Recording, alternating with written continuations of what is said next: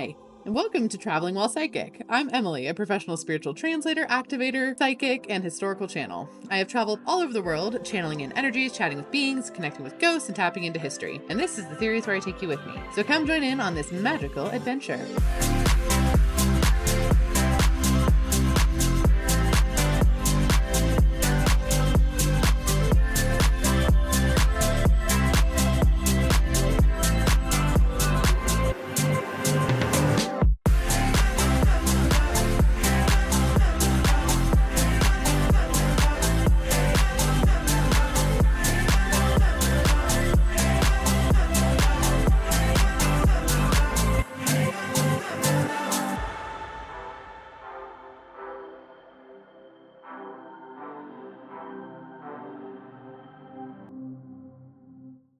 Hello, friends, and welcome back. Today we're going to be talking about one of my literal all-time favorite places on the planet, which is the location of Saqqara in Egypt. Now, Saqqara is especially magical and special for a numerous amounts of reasons. The one that I really want to highlight, though, is how powerfully healing this location is to go. I'm going to share some examples of that as we go, but just as you're watching this video, if you could just want to sit and just see what energy you absorb, it is so potent that sometimes when I don't feel good, I will go back and look at videos of Saqqara and different areas of Saqqara, specifically in the large step pyramid, which I will show you all about here in just a moment, and just absorb the energy through that, because truly it is that activated of a location. It is so wonderful and so beautiful. The other thing is, as we go through this, if you hear anything musically, if your guides send you music, anything like that, it's also a very musical place. The ancient Egyptian people used a lot of toning as ways of healing. Toning is where you essentially like do like a hum, like you hum a tone, sing a tone, something of that. Think of like chants from monks in like medieval churches and things of that nature. That is kind of what we're talking about, is that level of toning, humming, that kind of energy. So pay attention to that too as we go through this. Yeah. Also, I also really, really love Saqqara, and I will talk about this a lot because Saqqara turns me into a penguin. What do you mean by that? I mean that there are pebbles literally everywhere in Saqqara, all over the ground, and excuse me. And the cool thing about these pebbles is that a lot of them, though a lot of them are the native rocks of the area, which are really incredibly super duper cool, because they're like big hunks of, basically different types of jasper and granite and these types of things. But there's some that are alabaster. And the interesting thing about that is the fact that alabaster is not actually native to this particular area of Egypt. Alabaster was mined in the south and then floated up the Nile to get to Lower Egypt, or northern Egypt, which is where Saqqara is located, and that is where it was used to build these different temples and tombs and pyramids, etc., as decoration. And it's the kind of see-through stone over there. This is alabaster. You can't tell, but that's limestone. That's alabaster. It was a very precious stone. It's still a precious stone. I have multiple alabaster carvings and things that I like a little votive candle holder and things like that at home because it is so valuable. But the cool thing is all these pebbles all over the place that are made of alabaster are literally from the insides of pyramids or part of the temple or something like that. They were brought in for sacred uses. So obviously, I become a penguin and everyone gets gifted a pebble. You need a pebble. Rocks also talk to me. So fun fact about my life. I love rocks. I've always loved rocks my entire life. And I have a huge collection of various different rocks. I say rocks and not crystals because sometimes I like rocks more than crystals. But I have a huge variety of collected rocks that I've gathered over the years. So for me, I always, whenever I'm out and about and a rock yells at me, I will go down and pick it up and see if it wants to come home, or if I have permission from it essentially to bring it home. And I have a whole little collection from Saqqara from my multiple trips there. Cool. So let's get into all of the different energies that exist in this place. Again, this is one of the most activated sites in ancient Egypt, or in Egypt, but from ancient Egypt, in my personal opinion. When you first approach it, it has this big, flat, open gate. It's honestly spectacular, if I'm being 100% honest with you, because it is the remnants of a huge temple complex. So there's a lot of different pyramids in and around Saqqara that either no longer exist or are in different states of disrepair. Throughout this, we typically go into 2 as well as like 3-ish, 4-ish temples as we walk around this place. So this used to be, this is, one of these is a temple of the vulture and one of these is the temple of the cobra. So, and in there is where we're going to go to get diagnostics, the thingies. And that one used to be one too, but it's not anymore. But the important, fun historical facts about Saqqara is one, these are the step pyramids. This is some of the first examples of essentially pyramid building in ancient Egypt. Also, this is the first time we actually see hieroglyphics written on the wall inside a pyramid, which we're going to go into. And this is also one of the first places where we see a significant depiction of the goddess Nut. We look like we're telling spooky stories, but we're in the birthplace of the goddess Nut, which is the Onas pyramid in Saqqara. Like you can see it up there. And we walked in, and it's supposed to be like a king's tomb, and immediately we're both like, it's feminine. There's female stuff here. It's so much female stuff. We were talking about like Twee and Law being push and pull and feminine and masculine, so this would be Law. Lots law of law energy.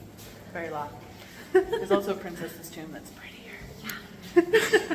The other thing with this is with this particular complex, it was also a center of kind of the, not only the rule of Egypt at the time, and obviously it's a burial place, but it was also like used in the sense where there would be a ceremony every certain amount of years.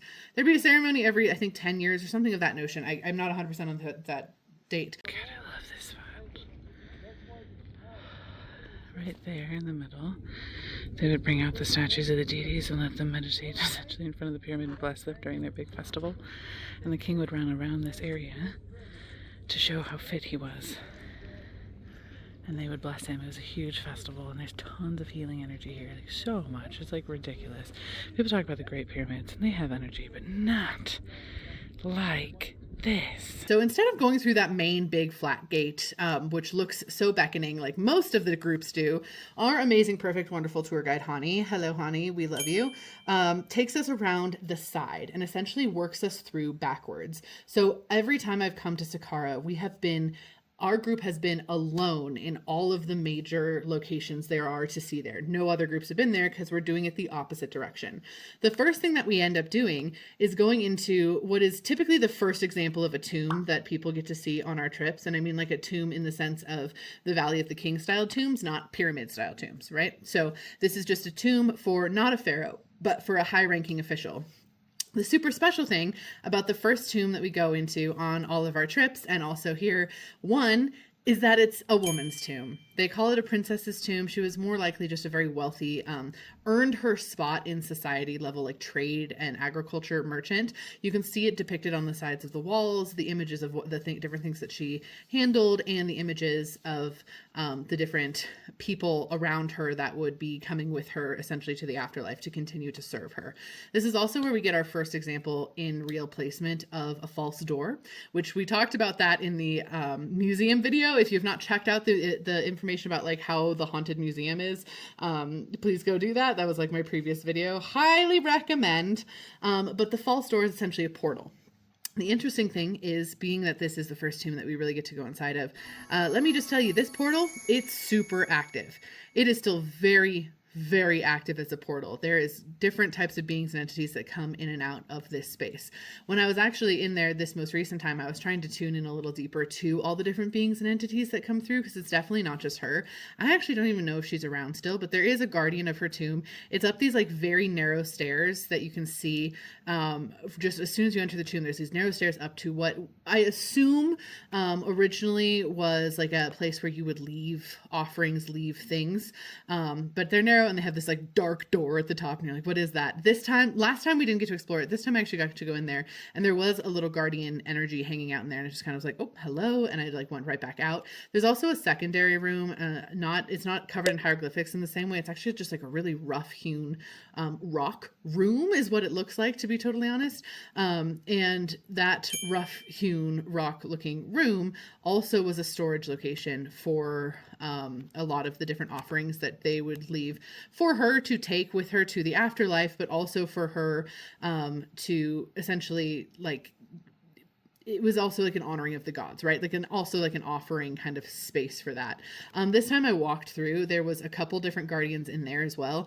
They didn't feel particularly ancient in the sense where I'm like, okay, there's definitely have an ancient energy. They were a little bit more animalistic. I will say they were kind of more hybrid animal to people's type of beings. So when they're just kind of like nodding, like, oh, hello, I see you, like just kind of sending some acknowledgement.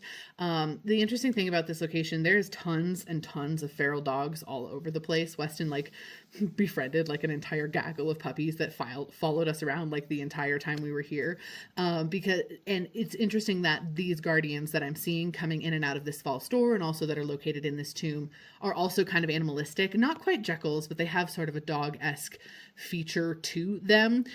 So just very interesting energy from them in general. And it kind of tracks with the type of beings that are collected around this location, because it is pretty much out in the desert. Like it's a kind of a wide, like a long drive to kind of get there along the river. It's really fun because you can always see kind of ibises and things along the river as we drive into Saqqara, and ibises are sacred to Thoth, who is my deity. He hangs out with me. So first we go into there. It's a really beautiful example, and I love the divine feminine energy that comes in right off the bat. In my personal opinion, from what I have channeled, all these different things, like, yes, very much so, there was, you know, patriarchy and those types of constructs in ancient Egypt. I don't think we have the context, though, of how women fully existed in society that is vital and important to understand, because when I talk to female Egyptian deities, they have a lot more agency, a lot more drive, a lot more magic, and a lot more control than is necessarily like expressed in the script that is what we think of as ancient Egyptian religion. So just on that note, essentially, they're still very, very powerful beings. And so they have a lot of divine feminine worship and connection. The next place that we wander to is the pyramid. The first pyramid we go in. And honestly, it looks like a pile of rocks. We are here at Saqqara. We're going to go into the pyramid of Onas. It has the first depiction of the goddess Nut on the ceiling. It's that pyramid.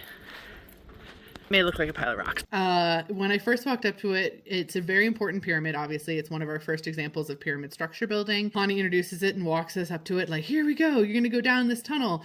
And it's like a pile of rocks. Like, you're like, oh my gosh, okay, so the pyramid itself is fairly rough. It's fairly kind of destroyed. However, the inside of it is still intact, which, like, thank freaking goodness it is. So you have to like shimmy down. It's a very tight downward descent, and you're like in there and you're like shimmy in and you shimmy in and you get down there. It's not too long. It's not claustrophobic in the way that like the Great Pyramid is, but it is really, really tight. I am too tall for this business. I don't know if you guys can see me. I'm literally holding my glasses in my I'm vlogging. I'm so good at vlogging, Krista. It's ridiculous. You're making me laugh, which is making my legs get out, and this is not the time. Sorry, Krista. Don't giggle at me. Oh gosh, you know I have to. Now there's a tall chamber, and here we go to the next one. It was kind of a challenge, but I'm not particularly claustrophobic, so it doesn't freak me out. And I don't think we've ever had a traveler not be able to do it. But it's the coolest part about it is you get in there and you immediately feel the presence of Nut. All right, get ready for some spectacular shit. Nut is the sky goddess. And you can see here, she's depicted as these like starfish shapes on the ceiling. Now this inner part of this pyramid, it kind of looks checkerboard-y. It looks like a lot of just repetitive shapes, repetitive hieroglyphics. There's a large sarcophagus in there. This inner part of the pyramid would have been decorated in beautiful, incredible, vibrant colors. You can kind of still see their remnants and get their feelings, even though it's not so much decorated in that sense today. A lot of it has worn off, but you walk in and it's just this swirling, powerful presence of Nut. Now, just a really quick connection and touch on Nut here. Nut is the sky goddess. She is the embodiment of the sky. She is freaking powerful and I adore her. And she is married to Geb, who is the earth god. Now, Geb being the earth god, obviously earth and sky are classically pretty separated. Yes, they touch way in the distance, but they aren't touching all the time. So putting the sky in all of these tombs allows earth and sky to meet. to be connected. And I cannot express the power of this feeling. Like, a lot of us were sitting on the floor. The energy is just swirling. The very first time we came to this, no one was in there, including like no guards or anything. So we did an activation here and pulled a bunch of newt energy in. And it was so powerful. My ears just popped. It was swirling and intense, and it healed a bunch of stuff for people on like a heart level that they were dealing with. It was just really, really, really cool. There's also a room that's essentially just repeated hieroglyphics of the pharaoh's name over and over and over again, with some spells and blessings to protect Pharaoh while he's in there. For the record, this is the pyramid of the pharaoh Unas, and it's actually built after the big step pyramid you're going to see in a second, but it is the first one that has the hieroglyphics on the walls, etc. So Unas, he's not very present in there anymore, but his spells really significantly are. Also, not a lot of this was carved away. What you'll see on tombs and temples sometimes is later religions, etc., came in and just basically chopped up people's names so that their spells would no longer be working and effective. This is not what happened to him. So it's a lot of like very actually concretely beautiful examples of this energy, and you can feel the magic in there. Now, on the side of this pyramid, there's a room that is in darkness. They never installed lights in there. Don't ask me why, because the other rooms have lights, but it's just darkness. And it's essentially, you go under this other like little side tunnel, and there's 3 offering rooms completely in darkness. You have to have your like flashlight on. When you go in there, the first thing I felt as soon as you pop into that space, I was like, oh, there's something in here, and it's not pleased.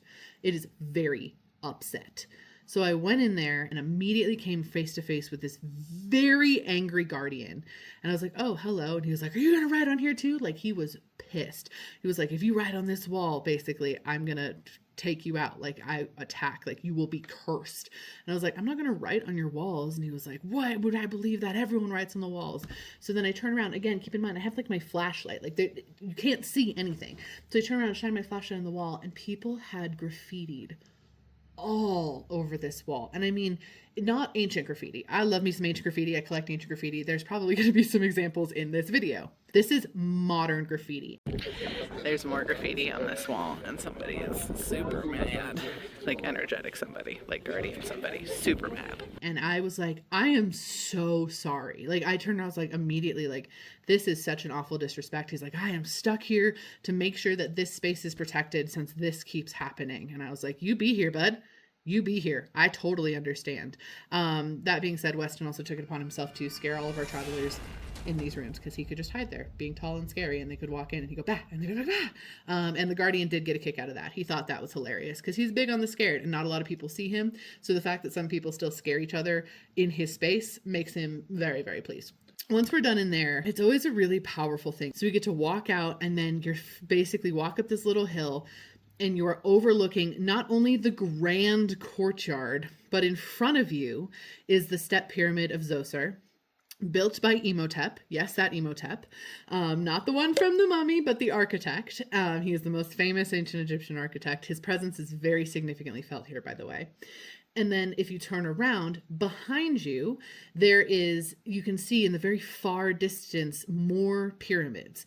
Egypt is filled with pyramids. There are a whole bunch of them, and you can literally see them in the distance, ones that we never even tour because they're not as preserved or they're not as big or whatever, but there's tons of them all over the place.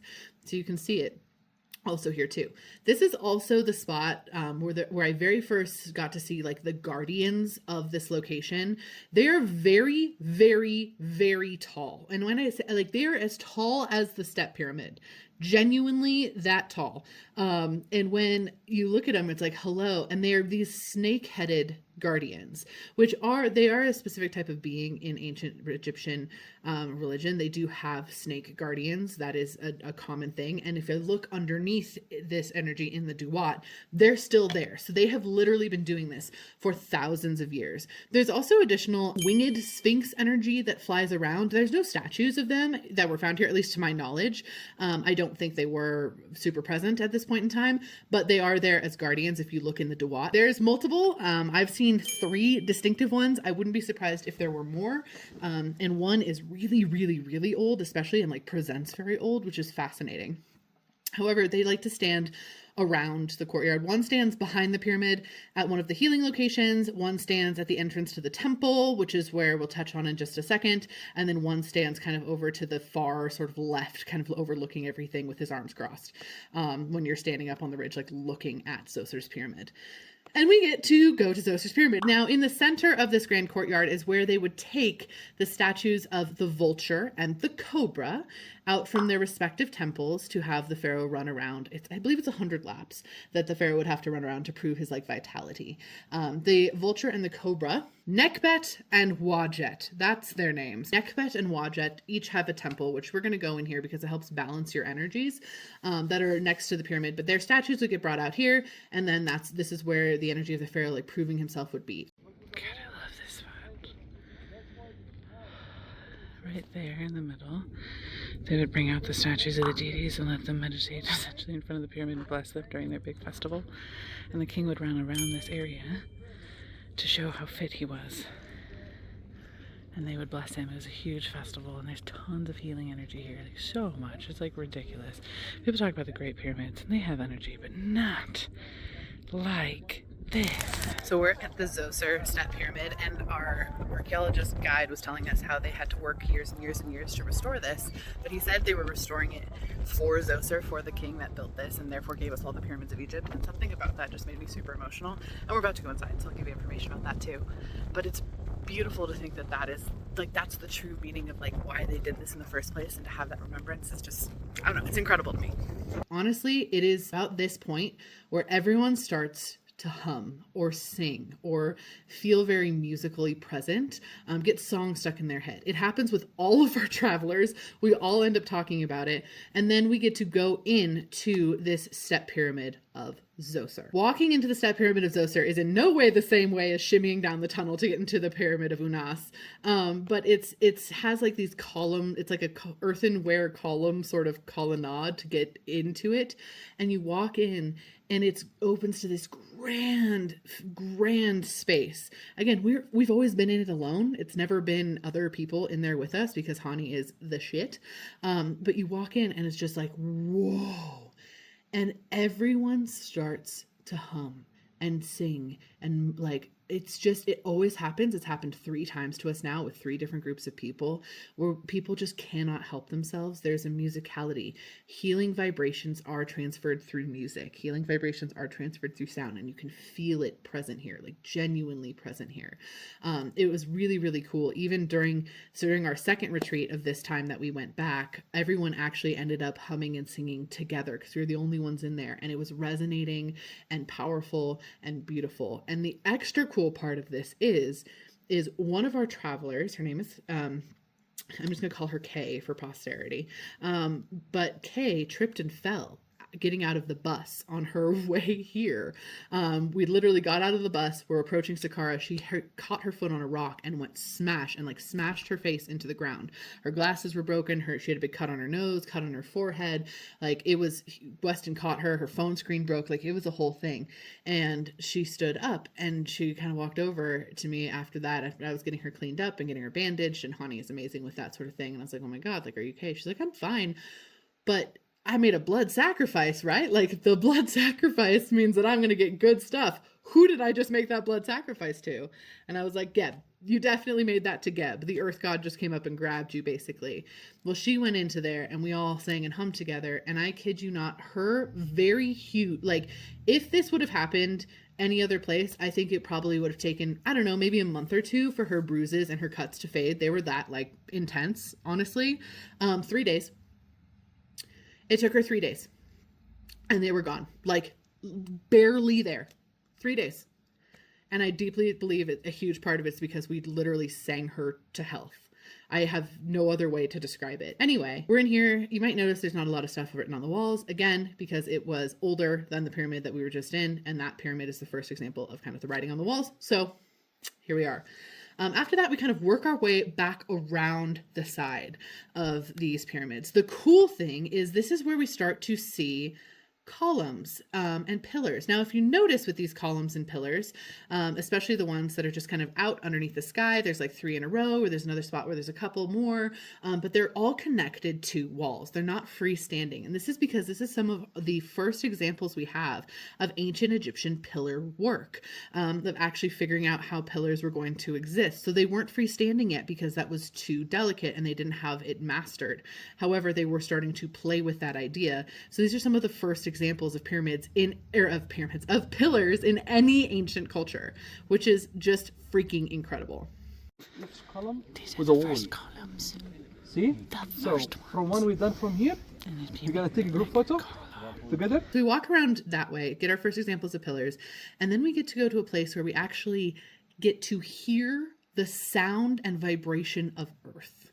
So there is a little tiny window, it's 2 peepholes, and in there you can see where they found a statue of Emperor Zoser underneath the ground. Now the statue that's in there right now is actually just a replica. The real one is in the museum, the Egyptian Museum in Cairo, which again, check out my Egyptian Museum video if you want to see that, because he's really, really cool. Look, and then we're gonna look in here, and this is where we can see a statue of Zoser, but you can also hear some of the vibration of the earth in this space, which is pretty magical and cool. It has totally different vibe. There goes Alex, looking in the hill. Y esa fruta se fermenta y es lo que hace que el alcohol. Y es más, ahí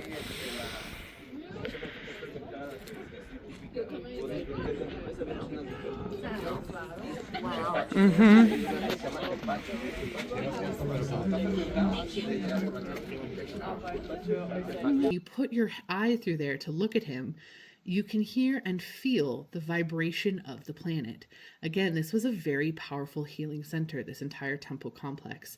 And with this healing center, this actually did heal people. It literally healed us, and it's all their statues are not in their ley line locations. All the things are not in the places that they've always been.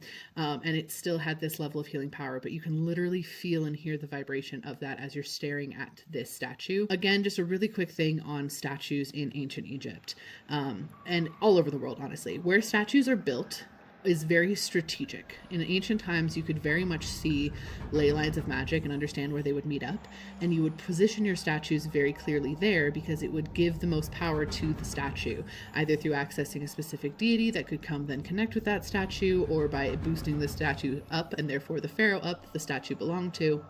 You name it. So this one was placed very strategically at a healing location. And of course the pharaoh would want you to look at him while you were receiving healing. So really powerful energy right there in this moment. And everyone gets kind of subdued. It's really interesting. The moment from seeing him to going to our little like healing location temples on the side, which I'm going to talk about in just a moment, everyone kind of like tunes down their energy a little bit. You can kind of feel it like, whoa, like it started to actually sink in.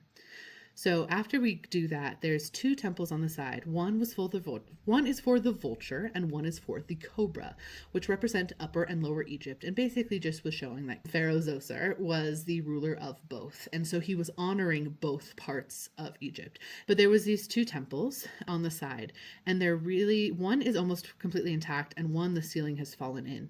But you can walk into these temples and you will see 3 different like openings where statues used to be. They're like little plinths, but they're like carved into the wall. The interesting thing with this, if you walk in and you stand up on like the little block in between all 3 of them, you can let yourself see which way you want the energy, like that energy draws you, and that's going to show you how your energy is out of balance. So essentially one side is divine feminine, one side is divine masculine. If you're drawn to one side or the other, then you need a balance of the opposite one. But if you're drawn to just looking at the middle one, that one means your energy is more balanced. So it's kind of a diagnostic tool energetically for you and your energy to see what you need to work on throughout the trip, but also just in general of how to balance that out. And so many of our travelers have reported, and I can personally say, when you look into these spaces, you actually see something. A lot of people will come out and be like, with my physical eyes, I saw like energy moving, I saw a swirling thing, I saw a face, whatever it is, because the energy is so activated there. Personally, I love the temple that has the caved in ceiling. Something about its energy just really hits my heart and soul. I like it. Both of them work the same way, so it doesn't really matter. But that one I just really, really love. Something about the energy there is just magnificent, and stepping in there, less people people go in there, less people care about it. The energy just feels a little bit more preserved despite there not being a ceiling. But it's really, really cool energy. And after that, everyone feels kind of energy sick. Not gonna lie, we all feel kind of energy sick because now we've gone through like all these different spaces, all these different healings. Like it's basically like an entire reboot of your system. I'm not even kidding. The energy is so palpable. And we're walking on like this soft sand. It's just really, really a little ungrounded. The cool thing is then you get to approach the kind of main temple, the temple that we would have entered at the beginning had we gone at the beginning through that way and haunting us not take us around backwards. So instead, we get to go there kind of last, which honestly I think works super duper well because in this little temple space is an oasis of grounding energy. Essentially, there's a little alcove, and up above and around the top of this little alcove, there is the Pillars of Osiris, which is essentially just a pillar looking thing with 3 lines of more pillar across the top of it. This is the pillar of stability. It literally helps you be stable and ground. And if you stand in here, your energy just grounds straight down, just like bam, down into the earth immediately. These are the pillars of stability from Osiris. Yes. They're Osiris pillars. Must be nice. It grounds your energy down immediately. And there's also more examples of the very first columns there. It is so refreshing though. However, in these little alcoves, that's where we see the little djinn critters is the best way I can describe them. They look the ones that I showed before from the museum before, but basically they're these little critter guys. They have big kind of you looking face and like pot bellies. And later on, the first time that we found them, I was like, Krista, do you see these little critters like in the corners? They're little energy critters, and they're like the trash. They like hoard the trash into the corners and just like hang out there with it. Like we were told like not to touch the trash, like very clearly, do not touch the trash, that belongs to them.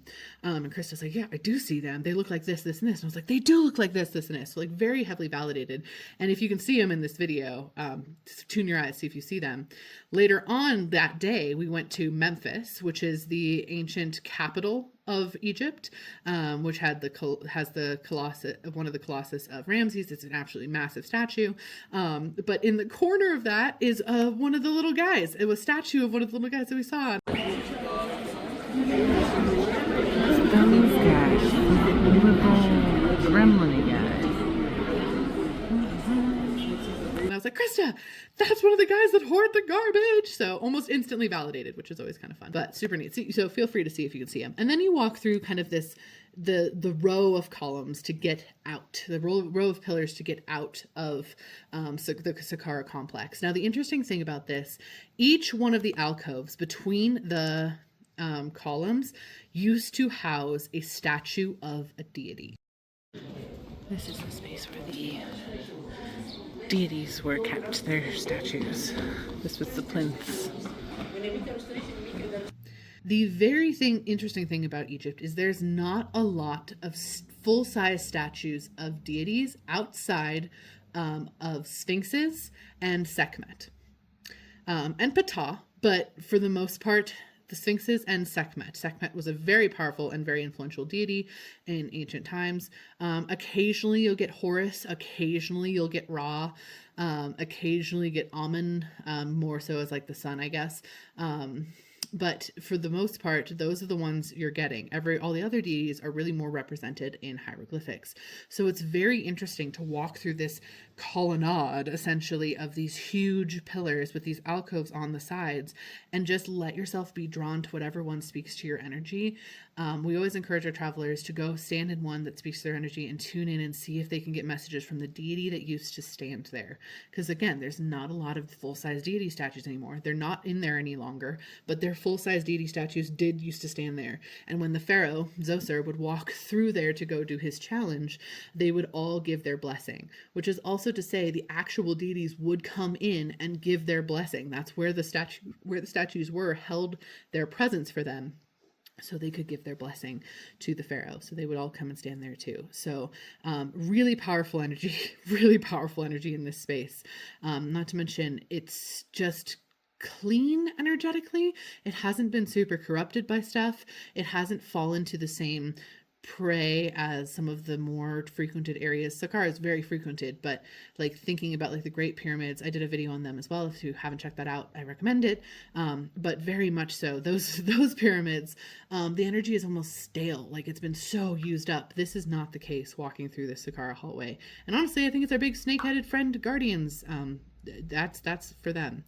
On that note, if you guys have been following my channel, watching these videos, I have so many more to come, not just about Egypt. We're focusing on that for now, but we're going to talk about psychic travels that I've had in Greece, tons of psychic travels that I've had in Rome, including times that I actually got to go into places where one of my guides essentially lived. Her name was Lucasta. And I got to go into her houses recently. I'm going to share all about that. And we're about to embark on a trip to Iceland at the time of this recording. So all these things, if you're very interested in this travel, in this psychic travel, please go ahead. I would love it. It would mean the world to me if you could just like this video, give me a follow, subscribe to my channel, and leave a comment down below of anything that you feel from this space. What are the vibes you're getting off of Saqqara? What vibes are there? Or any places you want me to travel in the future. That would mean the world to me. I also want to go ahead and just do a big shout out here, right in the middle of my video, to my top tier patrons. Now, with my Patreon, the way that I run it is essentially I focus a lot on my Patreon is helping you develop your psychic abilities. I also do post a lot of almost all the videos I post on social media, as far as like my short form content gets posted for everybody. I have a free tier on my Patreon. If you want to head over there and check it out, I would love that. You can go check out all of my free videos essentially in one place, so you don't have to go searching for them. It would just mean the world to me. But there's also really fun things like we get a monthly Q&A call with my top tier patrons, where I literally do a Q&A deep dive with them to help them grow their abilities. There's card pulls of the month. There's my podcast called The Alchemist Inkwell that premieres early, just for my patrons. There's monthly meditation, on and on and on. I put tons of stuff into my Patreon because I honestly just love it, to be totally honest. And my top tier patrons also get an incredible shout out on a lot of my videos. So I just want to say a big thank you to Meg, Marjorie, Taylor, Margot, Echo, Marie, Alex, Nikki, Sarah, Marla, Laura, Angela, Alexandria, and Funny Godmother. You are all incredible. I appreciate you. You are so valued, and I'm so very, very glad to get to help you on your journey. It is an honor. And anyone who wants to join along, I would love for you to head over there. But even at the very least, if you could just like, follow, subscribe to my channel. I'm really trying to grow on YouTube to be able to do more professional content of travel, and this really, really helps me out with that. Okay, continuing on, because there's still more stuff to cover, but I will wrap it up here pretty soon. When you leave Saqqara, we're in a tired spot. Like, things have changed and shifted. You're now very grounded, but we always tend to go to Memphis right after this. Now, Memphis, like I mentioned, is the area of ancient Egypt where a huge, huge acropolis, basically, of living was. It was a massive town in ancient times, spanning for much larger than it is now. There were tons of buildings, all sorts of different stuff. And it wasn't just like a temple complex. It was like where people lived. Like, people lived in Memphis. People worked in Memphis. It was an actual legitimate ancient Egyptian town. Of course, there was a lot of temple complexes. That's where we get most of our artifacts. But there was people there that would live around and in this area. However, now, after, they think that mostly what happened with this, by the way, is like the reason that a lot of Memphis doesn't exist anymore is because of natural things like earthquakes and storms and things like that knocking everything down. I do get that theory. I don't really think that's what happened energetically. At one point in Memphis, this most recent time, I sat down under a tree and I just astraled back in time, and I went into the Duat and just like went back and then went back up, basically. So I went down to the Duat to see what it looked like. Then I went back in time and went up and to see what it looked like there. And it was one huge, and where the location of like Memphis, air quotes, is right now, is a very like almost the outskirts. Like there was like one or two streets basically to one side, and then the rest of the town was the rest way over. I'm pretty sure that deities fought there and smashed some stuff. I don't know what deities. I'm pretty sure it was a pretty aggressive battle between multiple pantheons is what I was honestly picking up on. I have to dig into it even more than that, but I saw like the Greeks and Roman style deities there, the ancient Egyptian deities there, and then some like Eastern deities all at it. and I'm pretty sure that either it was a fight or they destroyed it all on purpose. It did hold secrets, and I can feel that in my bones. Like the energy here, I'm like, oh, there's secrets buried in this earth here. Like there is stuff. Also shown there's underground stuff here, which underground things are very, yes, they do tombs and stuff underground, but like underground temple spaces, very rare for the ancient Egyptians. Later on in a different video, when I talk about Karnak, I'll talk about how I bribed myself into one on accident, an underground temple space, literally accidentally. So stay tuned for that video. It should be coming soon. But all that's to say, I'm like, oh, there's powerful energy here.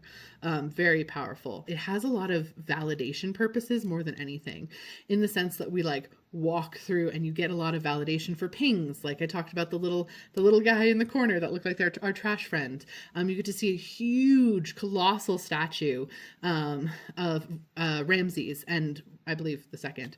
And that statue is the first time we really on the trip get to be like, oh, this is like, these are big. And like, yes, you see them in the museums, but this is like a whole other level. And it's just really powerful. And then afterwards, we always go to lunch at a really wonderful place that serves rolled ice cream, and it's like this cool bazaar. And then we go into oils. The oils are always a journey. We go to places where the oils have been created in the same way as they've been created for thousands of years, basically buried in the sand in an oasis out in the desert, in the same place they were made by ancient Egyptians thousands of years ago. So they're really powerful. I always bring some home. As we're talking right now, my whole office smells delicious because I've been burning one. But we get a lot of lotus and papyrus oil and bring that back, as well as other scents. But anyway, that is the gist of Saqqara. I do want to do just a quick little shout out, is after Saqqara, that is when we hop on a sleeper train. But I think the Egyptian sleeper train needs its own video, specifically because this time in the Egyptian sleeper train, we met a jinn. The things that have come up on this train are honestly wild. So I'll probably do a video on that. I may just do it for my patrons because it's not particularly super spiritual and stuff, but it is, oh boy, is it a travel experience. So if you want that video, please comment below and I will figure out a place to put the sleeper train video. Let's just say the conductor made fun of me for having taken the train 3 times because it's that weird. It is that weird to take the sleeper train. It is an experience. It is, if you're a germaphobe, it's traumatizing. Anyway, I would love to hear what you picked up through this journey through Saqqara that we just went on together. Please let me know any questions and stuff you have in the comments too. Thank you so much again for being here. Thank you for watching this series.